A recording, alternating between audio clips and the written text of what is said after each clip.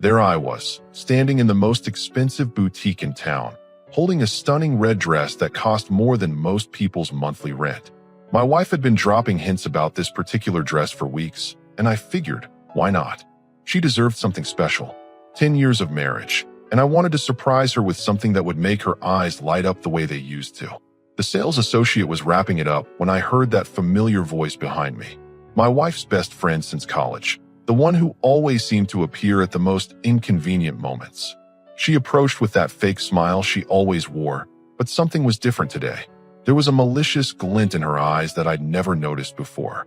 "Oh, how sweet," she said, eyeing the dress box. "Getting something nice for her?" "Just a little surprise," I replied, trying to keep the conversation short. Something about her tone made me uncomfortable. She stepped closer, lowering her voice just enough that the sales associate couldn't hear, but loud enough that the couple browsing nearby could catch every word. "You know, I really should mind my own business, but I can't stand watching you waste your money like this." I turned to face her fully. "What's that supposed to mean?" "Well," she paused dramatically, glancing around as if checking who might be listening. "We all know she's cheating on you. I mean, everyone's talking about it. I just figured you knew by now." The boutique suddenly felt smaller. The conversations around us seemed to quiet down, though that was probably just my imagination. The sales associate pretended to be busy organizing hangers, but I could tell she was listening. The couple nearby had stopped their browsing entirely. I kept my expression neutral, even though my mind was racing. "Is that right?" "I'm sorry, I really am. But someone had to tell you. She's been seeing him for months now. All those girls' nights out, those work dinners? Come on, you're smarter than that." The box in my hands suddenly felt heavier, not because of what was inside, but because of what it represented. All those times she'd been distant lately, the way she'd started dressing differently, how she'd become protective of her phone, the late nights at the office that never used to happen. "I appreciate your concern," I said calmly, my voice steady despite the storm brewing inside. "But maybe you should focus on your own relationship instead of dissecting mine." She shrugged, that smug expression never leaving her face. "Just thought you should know. I mean, everyone else does." The sales associate cleared her throat, clearly uncomfortable. "Sir, would you still like to purchase the dress?" I looked down at the elegant box in my hands. A dress my wife would never wear with the innocence I'd imagined when I picked it out. My first instinct was to put it back, to walk out of there and confront her immediately. But then I realized something. If what her friend was saying was true, rushing home in anger would only give my wife time to prepare her lies. "Actually, yes," I said, pulling out my credit card. "But I think I'll hold on to it for the right occasion." Her friend raised an eyebrow, clearly expecting a more dramatic reaction. "That's it? You're not even upset?" I signed the receipt and looked her directly in the eyes. Why would I be upset about information I already knew? It was a lie, of course. But watching her face fall as she realized she hadn't delivered the devastating blow she'd hoped for was almost satisfying. She'd expected to see me crumble, to beg for details, to make a scene. Instead, she got nothing. "Oh," she stammered. "I just thought." "You thought wrong," I said, taking the bag from the sales associate. "Thanks for confirming it, though. Always nice to know who your real friends are." I walked past her toward the exit, my mind already working through the implications. If everyone knew, that meant my wife had been careless, sloppy. And if she was being sloppy about hiding it, she was probably being sloppy about other things too. As I reached my car, I realized I wasn't angry yet. That would come later. Right now, I was calculating, planning. Because if my wife thought she could make a fool out of me while I bought her expensive gifts, she was about to learn exactly how wrong she was. I placed the dress box in the passenger seat and started the engine. The drive home would give me time to think, to decide how to handle this. One thing was certain though, that dress was going to play a role in whatever came next, just not the role I'd originally planned. Walking through my front door felt different this time. The house looked the same, smelled the same, but everything had changed. I could hear her in the kitchen, humming while she prepared dinner. The same tune she always hummed when she was in a good mood. Funny how that sound used to make me smile. "Hey honey," she called out as I hung up my jacket. "How was your day?" I walked into the kitchen and watched her for a moment. Really watched her. She was wearing new earrings I didn't recognize, and her hair was styled differently than usual. Nothing dramatic, just different. The kind of different a woman makes when she wants to impress someone. "Interesting," I replied, setting the boutique bag on the counter deliberately where she could see it. Her eyes immediately went to the bag, and I caught something I'd never noticed before. A flicker of guilt, there and gone in an instant, followed by forced curiosity. "Ooh, what's that?" she asked, moving closer. "Did you buy something for yourself?" "Actually, it's for you. But I thought I'd save it for a special occasion." She reached for the bag, but I gently pulled it back. "What kind of special occasion?" I shrugged, opening the refrigerator to grab a beer. "Oh, one of those occasions where we're being completely honest with each other." Her laugh sounded nervous. "What's that supposed to mean?" "We're always honest with each other." I took a long sip of my beer, watching her over the bottle. "Are we, though? When was the last time you told me exactly where you went on one of your girls' nights?" "What kind of question is that?" She turned back to the stove, but I could see the tension in her shoulders. "Why would I need to give you a detailed itinerary? I'm not asking for an itinerary. Just curious about last Thursday, for example. You said you went to dinner with the girls, but when I called the restaurant to make a reservation for us next week, they said they don't take reservations on Thursdays. They're closed." Her stirring slowed. "Maybe we went somewhere else. I don't remember every detail of every night out." "Right. And the work dinner on Tuesday? The one that kept you out until midnight? I happened to run into your boss at the gas station yesterday.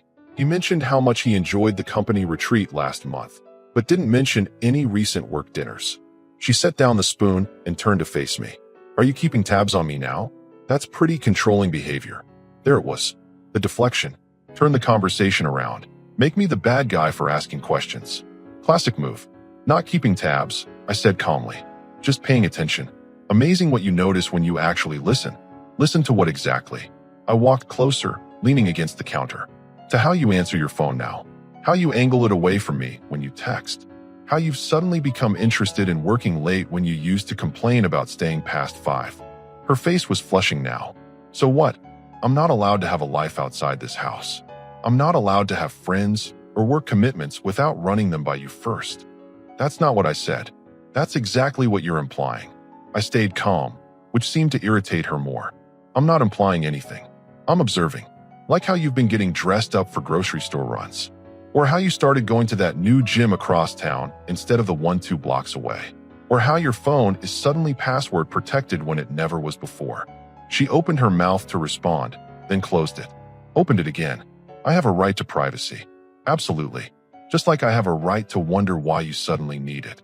The timer on the oven went off, giving her an excuse to turn away. She pulled out a casserole dish with shaking hands, and I noticed she nearly dropped it. "You're being paranoid," she said, not looking at me. "Am I? Then prove it."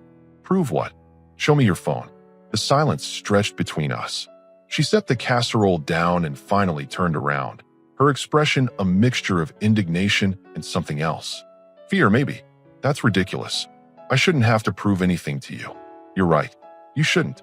In a marriage built on trust and honesty, you wouldn't have to." "What's that supposed to mean?" I finished my beer and set the bottle down.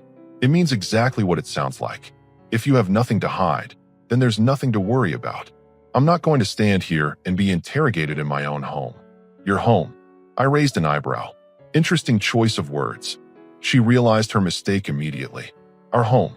You know what I meant." "Do I?" Her phone buzzed on the counter. We both looked at it. She moved to grab it, but I was closer. Without thinking, she lunged for it at the same time I reached for it, and our hands collided. The phone skittered across the counter. "Don't touch that." The vehemence in her voice surprised both of us. I straightened up slowly. "Now that's an interesting reaction. It might be work. At 7:30 at night? Some of us have demanding jobs." I nodded thoughtfully. "Right. Those demanding jobs that require midnight dinners at restaurants that are closed." She stared at me for a long moment, and I could practically see the wheels turning. She was trying to figure out how much I knew, how much I'd figured out. The problem for her was that I was just getting started. "I think I'll skip dinner tonight," I said, picking up the boutique bag. Suddenly lost my appetite.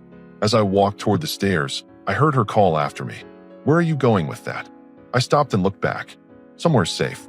Wouldn't want anything to happen to it before the right occasion comes along." The look on her face told me everything I needed to know. She wasn't just guilty. She was scared. And tomorrow, I was going to find out exactly what she was scared of. The next morning, I came downstairs to find her sitting at the kitchen table with her laptop and phone, both face down. She looked like she hadn't slept much. Good. Morning, I said, pouring myself coffee. We need to talk, she said without looking up. Do we? About what? She finally raised her eyes to meet mine. About last night. About your accusations. I sat down across from her, cradling my coffee mug. I don't recall making any accusations. I asked questions. You practically accused me of cheating. Did I? I thought I was just pointing out some inconsistencies in your stories. She leaned forward. Look, I know I've been distant lately. I know I've been working more. But that doesn't mean what you think it means. And what exactly do I think it means? That I'm having an affair. I took a sip of coffee, letting the silence hang between us. Are you? No. The answer came too quickly, too loudly. How can you even ask me that? Pretty easily, actually. It's a simple yes or no question. It's insulting is what it is. I pulled out my phone and set it on the table. Your friend was very helpful yesterday. Her face went pale. What friend? The one at the boutique. The one who felt I should know that everyone is talking about your affair. She stared at the phone like it might explode. She's lying. She's always been jealous of us. Jealous enough to make up something this specific? Yes. You know how she is. She's been trying to cause problems between us for years. I nodded slowly. So she just randomly decided to tell me my wife is cheating. Out of the blue. No basis in reality. Exactly. Then you won't mind if I call her right now and ask her for details. My hand moved toward the phone. She grabbed my wrist. Don't. Why not? If she's lying, she won't have any details to give me. Because I don't want you giving her the satisfaction. I gently removed her hand from my wrist. Or because you're afraid of what details she might have. That's not it. Then explain the closed restaurant. Explain the work dinners your boss doesn't know about. Explain the new gym, the new clothes, the password on your phone. She was quiet for a long moment. When she spoke, her voice was smaller. I can explain all of that. I'm listening. The restaurant thing. Maybe I got confused about which night we went. We went to several places that week. With who? The girls. Names. What? Give me names. If you went to several restaurants with the girls, tell me who was there. She opened her mouth, then closed it. Why does it matter? Because if you're telling the truth, it should be easy to remember who you spent time with. There was. She stopped, realizing she was digging herself deeper. I leaned back in my chair. Here's what I think happened. I think you've been seeing someone. I think you've gotten careless about covering your tracks. And I think you're sitting here trying to figure out how much I know and whether you can still lie your way out of it. That's not. She stopped herself. Not what? Not true. Then prove it. Show me your phone. Show me your text messages. Show me your call log. I shouldn't have to prove anything to you. You're right. You shouldn't. But the fact that you won't tells me everything I need to know. She stood up abruptly. This is ridiculous. I'm not going to sit here and be treated like a criminal in my own home. Our home, I corrected. And you're not being treated like a criminal. You're being treated like someone who's been lying to her husband. I haven't been lying. Really? So when you said you were working late on Tuesday, that was true? Yes. And when you said you were having dinner with the girls on Thursday, that was true? Yes. And when you said you joined the new gym because it has better equipment, that was true? She hesitated. Yes. I pulled a piece of paper from my pocket and unfolded it. Then you won't mind explaining why your gym membership shows you haven't been there in 3 weeks. Or why your work key card shows you left the office at 5:15 on Tuesday. Or why your credit card statement shows a charge at a hotel restaurant across town on Thursday night. Her face crumbled. How did I get access to information about my own wife? Information that's on accounts I help pay for. I stood up, keeping my voice level. The real question is how you thought you could keep lying when the evidence is sitting right in front of us. She sank back into her chair. It's not what you think. Then tell me what it is. We were just talking. It started as just friendship. Who is we? She was quiet. Who is he? It doesn't matter. It matters to me. Someone from work. But it's not. We haven't. Haven't what? Haven't been sleeping together? Haven't been lying to me for months? Haven't been making me look like a fool while I buy you expensive dresses? We haven't been sleeping together. I laughed, but there was no humor in it. Right. You've just been having romantic dinners at hotel restaurants and lying about your whereabouts. Completely innocent. I know how it looks. How it looks? It looks like my wife is cheating on me and lying about it. Because that's exactly what's happening. I never meant for it to go this far. And there it was. The admission I'd been waiting for. How far has it gone? It's just, we connect. He understands me. And I don't. It's different with him. I felt the anger building, but I kept it controlled. Different how? He listens to me. He pays attention to what I say. He makes me feel. Feel what? Alive. I stared at her for a long moment. And what exactly do I make you feel? She couldn't answer. I see. I picked up my phone and the paper with the evidence. Well, thank you for finally telling me the truth. Even if it took a mountain of evidence to get there. Where are you going? To work. Some of us still honor our commitments. We need to talk about this more. I stopped at the doorway and looked back at her. Actually, we don't. You've told me everything I need to know. You're having an affair, you've been lying about it, and you blame me for not making you feel alive. Message received. That's not. I didn't mean it like that. Sure you did. And you know what? You're probably right. I probably did get complacent. I probably did stop making you feel special. I smiled, but it wasn't a pleasant smile. Good thing I'm about to fix that problem. The look of confusion on her face was almost worth the months of lies. Almost. It took me exactly 3 hours to find out who he was.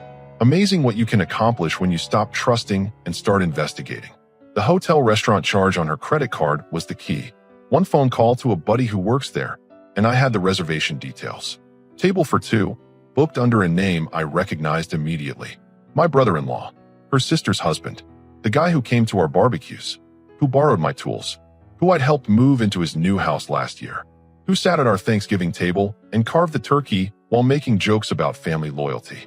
I sat in my car outside his office building, watching him through the lobby windows.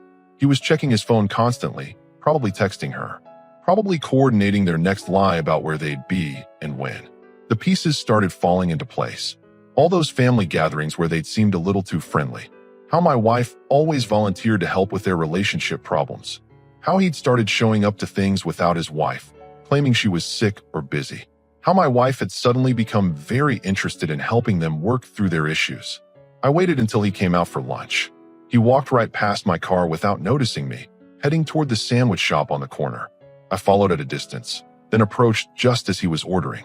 Well, if it isn't my favorite brother-in-law, I said, stepping up beside him. He turned, and I caught the flash of panic before he forced a smile. Hey, what are you doing downtown? Oh, you know, taking care of some business. Making some discoveries. He ordered his sandwich, hands trembling slightly. Discoveries? Amazing what you learn when you start paying attention. Like how some people have flexible definitions of family loyalty. The cashier handed him his order, and he gestured toward a table. Want to sit?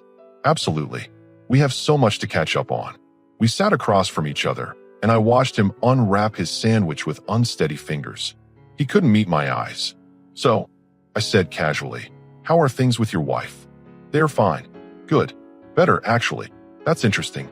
Because my wife tells me you two have been having problems. She's been very concerned about your marriage. Oh, right. Well, we worked through some things. When was that exactly? Because she was just telling me yesterday how worried she is about you.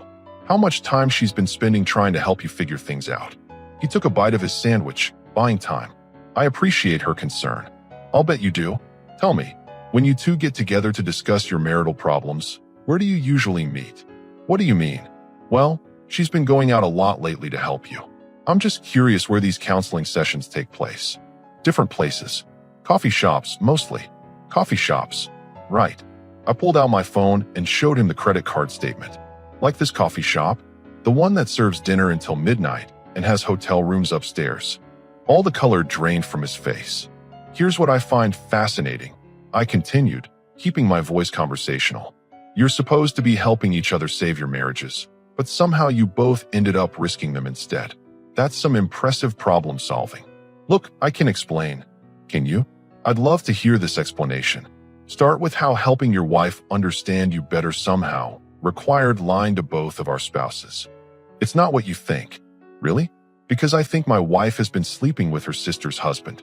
I think you've both been using your supposed marital problems as cover for an affair, and I think you've been doing it for months. He set down his sandwich. We never meant for it to happen, but it did happen. It's complicated.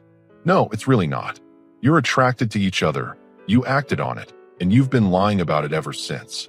The only complicated part is figuring out how to clean up the mess you've made. Are you going to tell her sister? I leaned back in my chair.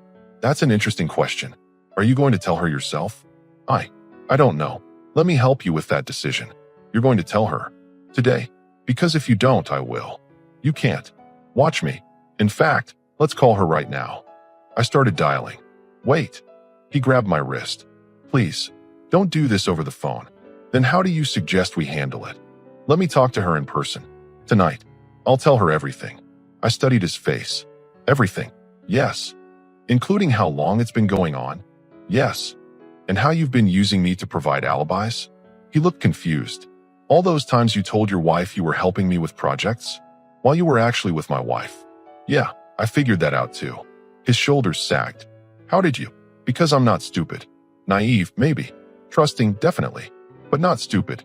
I stood up. You have until tomorrow night to tell her. If you don't, I'll be having a very interesting conversation with your wife at the family dinner this weekend. The family dinner? Oh yes. The one where we all sit around the table and pretend to be one big happy family.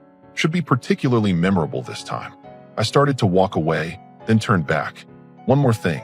If you contact my wife before you talk to yours, if you try to coordinate your stories or warn her about anything, I'll make sure everyone in both families knows exactly what kind of man you are. Your choice. He sat there staring at his untouched sandwich as I walked away. By the time I reached my car, he was on his phone, probably calling her to panic about getting caught. Perfect. Let them scramble. Let them worry about what I knew and what I planned to do about it. Because tomorrow night's family dinner was going to be very educational for everyone involved. And that expensive dress was finally going to serve its purpose. Just not the way anyone expected. I got home that evening to find my wife pacing in the living room like a caged animal. Her phone was clutched in her hand, and she'd obviously been crying. The moment I walked through the door, she rushed toward me. We need to talk, she said, her voice shaky. Again? We seem to be doing a lot of talking lately. Please, sit down. Let me explain everything. I hung up my jacket and walked to my chair, the same one I'd sat in for 10 years of marriage. I'm listening. She perched on the edge of the couch, wringing her hands. I know you talked to him today. Did I? How would you know that? He called me. He's panicking. He thinks you're going to destroy both our marriages. Interesting choice of words. Destroy, as if they weren't already destroyed. That's what I want to talk about. Our marriage isn't destroyed.